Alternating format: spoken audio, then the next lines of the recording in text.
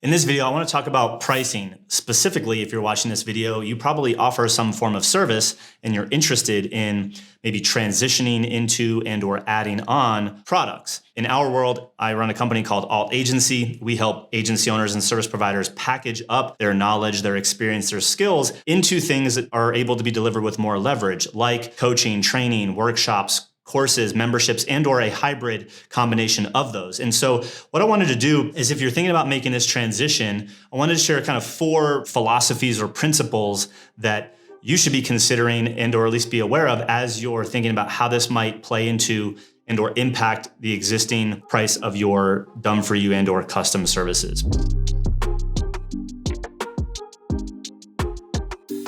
Now, if you're new here, my name is Greg. Again, we run a company called Alt Agency. We train and coach service providers, freelancers, consultants, et cetera, on how to get paid for their knowledge and thinking. And if you like the concept of this video so far, make sure you're subscribed because we release a new video every single week. I have a service. I want to add products. How can I price things? So principle number 1 is just to understand that as your audience decreases, your price can go up. If this is the pool of your audience, at a large size, generally speaking, you're going to be able to have lower price points and serve more people. But as you get more and more specific on who that person is, there's going to be fewer of them.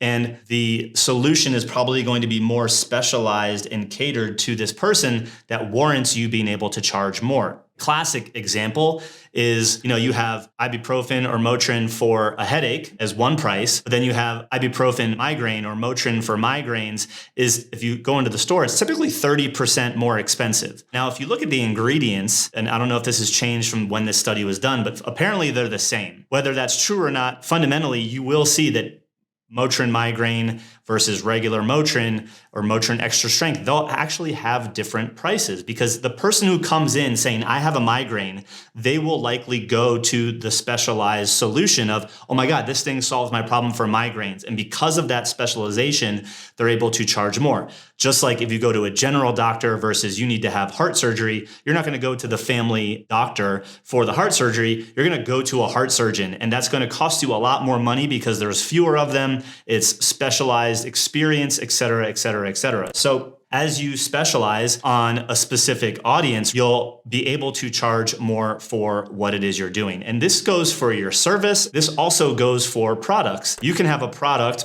a course that's on general productivity that you'll be able to serve a lot of different people that are looking to be productive. That'll probably be a lower ticket course, probably sub $1,000. But if you're saying, hey, this is the go-to productivity course for, inbound sales reps for B2B SaaS, you're probably gonna be able to charge a lot more because you're gonna be able to say, look, if your inbound B2B sales rep is more productive, here's what they can create. Now this price of this course is justified. So as you're making this transition, we need to ask ourselves, how broad and or specific is our audience? Because that'll have an impact. The next thing that we want to talk about is just like the $1 million math. Whether you want to build $1 million business or not, I know a lot of people that want to get there. Once they do, they realize sometimes they don't want to make that much money and or they want to go even bigger because it's the messy middle. Nonetheless, I wanted to kind of just share a couple high-level frameworks, right, that you've probably seen before, but software is kind of the target for a lot of people, right? Because you can have $10 a month subscription, you get 8,333 people, you're able to get to that 7-figure run rate. And so as you go from software down to service, as you can see here on the left, the price will go up because service is more manual, there's more labor, it's more customized, which means you need fewer people per month, whether it's a subscription or new clients added per month in order to get a 7-figure run rate. Think about the type of service you'd have to create to charge someone $100,000 a month. If you had one person a month pay you $100,000, you'd be doing over $1 million a year. But what is a really sweet spot is kind of right in here, $1,000 price point. If you had 83 people a month paying you $1,000, you'd have $1 million business. Just conversely, if you had 8.3 people a month, rounded up to 9, spending $10,000 every month, whether that's a retainer and or you have 9 new people every month buying a 10K product, which is very possible, you start to build a 7-figure business. So when a lot of service providers are making the shift to offering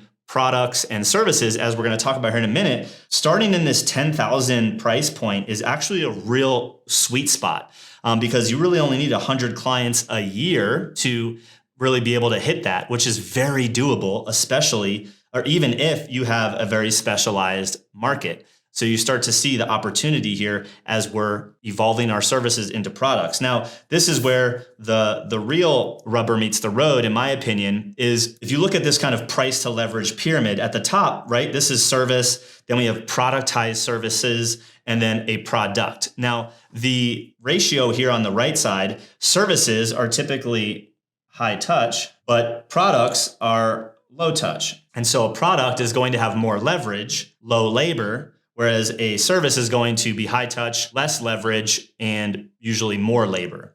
And when we look at each of these, right now, if you're a service provider, you're saying something like, I will do it for you. Language that you use inside of your vernacular to get clients. Like, hey, that's the benefit. We're going to do this thing for you. Whereas in productized services, often you'll find different hybrid scenarios here. Very loosely speaking, we'll say, I'll show you and we'll do it, together. I'll do it with you. The last one is you will do it. And maybe I'll give you like a roadmap. Like, hey, I'm going to give you some insights. You can follow a roadmap, but you're on your own. You're going to have to go do these things, which obviously is low touch because you're giving someone a product or a course or software, and they have to go utilize it to get to the benefit. So where are you at right now on the price to leverage pyramid? Are you all service doing it for you? Well, there's a huge opportunity for you to take a step down the pyramid and productize a service that is bringing you down this spectrum over here that's going to be less high touch, but more leverage and less labor, which is going to allow you to have clients coming in probably a more profitable delivery vehicle. So as you make your way from services down to product, you're going to go from high touch, high labor to lower touch, less labor. Now, the last principle is the more experience you have, the more you can obviously charge. This seems pretty obvious, but often goes forgotten because most service providers will say, hey, we can do all of these things. But if they eliminated some of the fluff of what they do and they focused and they had, decades of experience on solving one particular problem for one particular type of person, they probably get their clients more results. Just loosely speaking, if you were to move up this ladder, you're able to consistently get clients high results, the more you're going to be able to charge. Well, maybe up here, you're charging 10K a month because you've been in it so long that you're really good at getting clients results.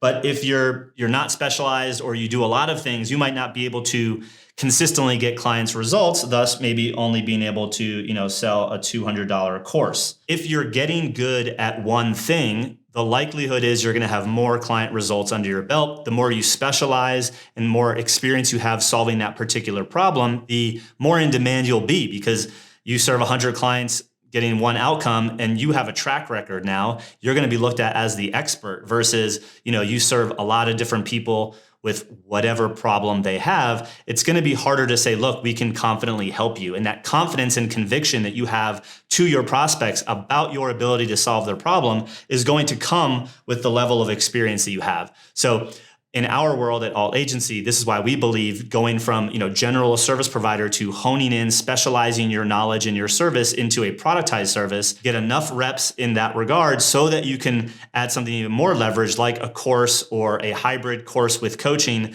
really sets you up to have multiple income streams that aren't all tied to labor. So if you're thinking about adding on a product from your services, here are just the 4 things that I thought that would be helpful to you when you start thinking about how does this compare from a price point and even leverage perspective to the services that you currently offer. If you found this video useful, we have a couple other videos on pricing you can check out here. And I hope you enjoyed. What's your biggest takeaway in the comment section below? I'll see you there.